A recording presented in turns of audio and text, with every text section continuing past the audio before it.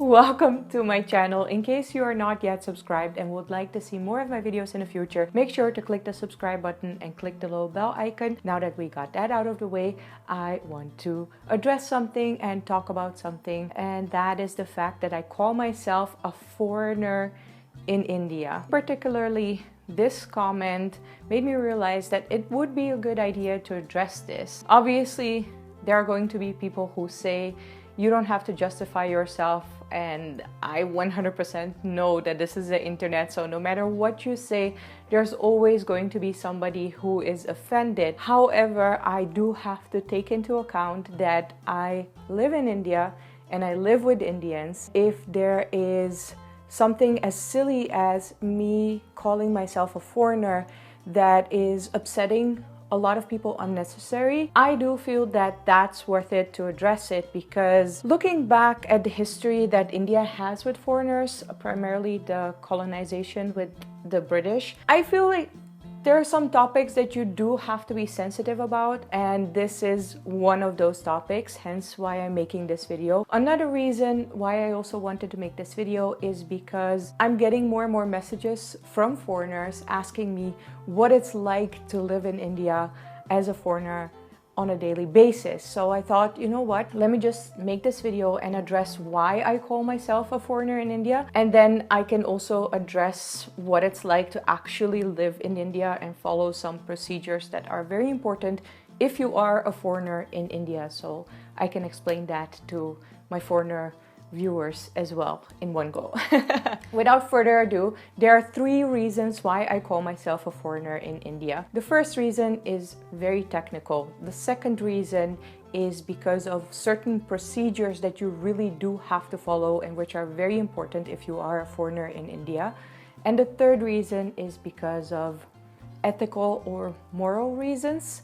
But I'll explain each reason in depth, starting with the technical reason. In case you don't know, YouTube is the second largest search engine in the world. The first one is Google, the second one is YouTube. Just like in a library, it's very important to label your content in a way where it becomes easy for other people who are searching for that content to find it. In a fancy term, this is called search engine optimization. Now, I have been told multiple times that I really look like an Indian girl, particularly a Punjabi or a Kashmiri girl, and especially whenever I'm wearing Indian ethnic wear, which is also the reason why I'm wearing it today, so you can see if that's true or not and decide for yourself. In real life, it has happened multiple times with people in the tourism industry, in the streets, that they thought that I was an Indian. There are even people coming up to me speaking in Hindi,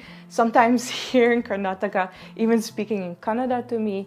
So I guess it's safe to assume that up to a certain point, a certain amount of people do assume that I'm Indian. So if they watch my content and find out that I'm not Indian, obviously that's going to be a disappointment for them. And at the same time, there are people who are specifically searching for the perspective of a foreigner in India. And if I don't put that in the title, it will be very hard for them to find my content. With those 2 issues, I felt that it would be a lot better to just constantly put in the title that I am a foreigner in India, so that it's very clear for people who are searching for content made by a foreigner in India that this is content made by a foreigner in India, and for people who are looking for content made by an actual Indian, a person who is raised and born in India, then they don't get disappointed when they click my content. It is very common to do this on YouTube, however, some people don't understand it.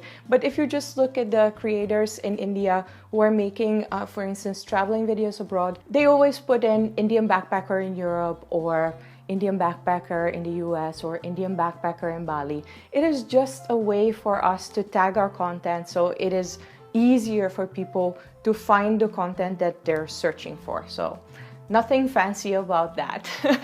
The second reason why I call myself a foreigner in India is because traveling in India a lot, I noticed that there are very specific procedures that companies sometimes have to follow, not sometimes, always have to follow in case there is a foreigner involved. One example of that is the C form that every hotel owner or every hotel staff has to fill in if there is a foreigner checking in that hotel. One small hotel owner actually one time explained to me that if they don't fill in that C form and there is a foreigner staying at the hotel, the police might come and actually shut down the whole hotel. To give you an example of how serious this is, just recently, my partner, my boyfriend, which we're not talking about anymore, he surprised me with a stay at a luxury hotel. Now, he was already checked in and I came in later. So he said, let's just go up to the room. You can do the check-in later, or maybe they can come up to the room. And I was like, no. I have to fill in the C form. It is very important. No matter if it is a budget hotel or a luxury hotel, any hotel in India, a guest house or family stay, or even now in my rental home, they have to fill in that C form. He was like, no, it's not that big of a deal. But I insisted, and hence we went to the reception. When we arrived at the reception, I was kind of making jokes about the situation and discussing with the receptionist how important the C form is. And then my partner again mentioned, well, they're definitely not gonna lock up this brand of hotel because it's like a luxury hotel. And she looked at him like, yes, they can. Even with this level of service, if the hotel doesn't fill in a C form, the police can shut them down. Now, that's just one example of a certain procedure that a foreigner specifically has to do in India, or actually the hotel owner in this case. But even when opening my bank account, there was so much confusion, I can't even tell you. Banks were thinking that I was an NRI. Other banks were just filling in the regular forms that they fill in for Indians. It got me so delayed that because of these experiences, it has really gotten into my system that wherever I go, if there is a form to be filled in or there is a certain procedure that needs to be followed, I will keep insisting that I'm a foreigner, I'm a foreigner, I'm a foreigner, in order for people to know which kind of procedures that they need to follow or which papers that they need to fill in for me, in order to, save them trouble, maybe getting in trouble with Indian immigration or the police, and in order for me to save me some time, because these procedures, if they follow the wrong procedure, they have to start all over again, and there are so many things that they need to be filled into the form that it's just easier if I keep stressing that I'm a foreigner, I'm a foreigner, I'm a foreigner, so we immediately can follow the right procedure for foreigners. So if you are a foreigner coming to India or even thinking of living in India, I know these are a little bit weird times. Currently, it is the whole self-quarantine season with coronavirus, but maybe you're watching this later. Please do know that there are specific procedures that foreigners need to follow or that the authorities need to follow for foreigners. So if you keep insisting that you are a foreigner, you are a foreigner, you are a foreigner, they will immediately put the right procedure in place or fill in the right forms. So it saves you a lot of time and it saves them the risk of getting in trouble. Now, the third reason why I call myself a foreigner in India is because of moral or ethical issues. I don't know if you could call it like that. Maybe it's easier if I just say out of respect towards Indians, because I am not born and raised in India. I have lived for 22 years, I guess, in the Netherlands, and before that I was born in former Yugoslavia. If you would like to know more about my background, there is a whole frequently asked questions down in the description below with other videos that I've made. Coming back to India, I definitely do have to confess that when I traveled in India for the first time in 2015, the second time in 2016, and when I left the Netherlands in 2017 to come and see if I can build a life in India, people telling me that I looked like Indian, or that I have an Indian heart, or that I must have been an Indian in my past life, obviously is a huge compliment. It makes me very, very happy, and I feel so honored when people tell me that. I love India so much, and certain things come so naturally for me in terms of understanding and in terms of behavior. However, when I actually started living in India, it dawned on me more and more how much being an Indian is in the details, and how much more I still have to learn from Indians about being an Indian. And this goes from very, very small things like always having a biscuit with your chai, or just the respect for elders. I have never even touched elders' feet. I would like to one day, but for now I'm just too shy. I don't even speak any local language, including Hindi. I am learning Hindi. I can't even drink water without a bottle touching my lips. And there are so many more things that make Indians Indian. A lot of things which are very difficult to learn if you haven't grown up in that culture. I mean, the humbleness, the generosity, the hospitality, the kindness that some Indians have, the level that I have seen, it's very humbling for me, because it makes me realize how much more I can learn and I have to learn about India. Therefore, the longer and longer I live in India, it makes me realize that calling myself an Indian is just very disrespectful and extremely pretentious. I read a beautiful quote in this book called Holy Cow that really captured how I felt in that moment if I would have called myself an Indian. Give me one moment, I'll just grab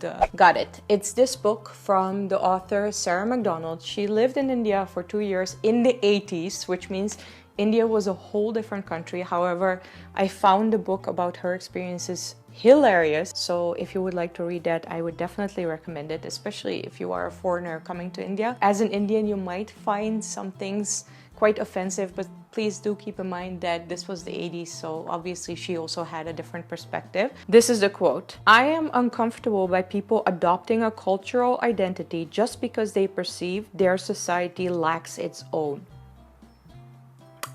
Yeah, let that sink in.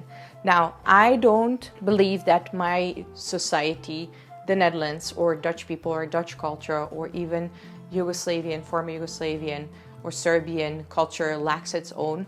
But I do have an issue with people just randomly adopting another culture as if it's their own, if you actually don't know that culture into the granular details. Hence why I genuinely see myself as a foreigner in India. I am still a guest here. I have to follow immigration procedures. My foreigner registration just recently got approved for 1 year, and I couldn't be more grateful to India and Indians for letting me stay here and try to contribute to this country in any way that I possibly can. Again, more learning than thinking that I know best. Also, especially looking at, again, the history with the British and the colonization. I just genuinely feel it's just disrespectful for somebody who hasn't even lived in this country for 3 years to call themselves Indian. I think a lot more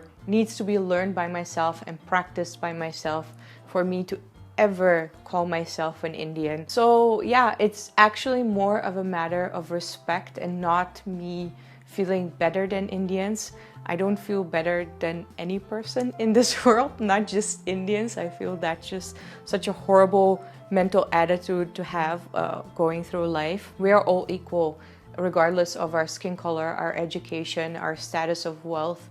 That has always been my philosophy. So yeah, that definitely wouldn't be a reason for me to call myself a foreigner in India. It's more like a label that I am still a student of Mother India and I have so much more to learn. So yeah, I hope that explains it. Going forward, obviously you're going to see more and more foreigner in my titles, but I hope with this video I have cleared up any doubts or any confusion that people might have about why I call myself a foreigner in India. If you like this video and if you have learned some new things, make sure to put a thumbs up. Again, if you are not yet subscribed to my channel, make sure to click the subscribe button, click the little bell icon to get the notifications whenever I post a new video, and then I will see you next time. Thank you so much for watching. Bye! Welcome back to my channel. In case you are not yet... A bird just flew by. I just mentioned that I'm a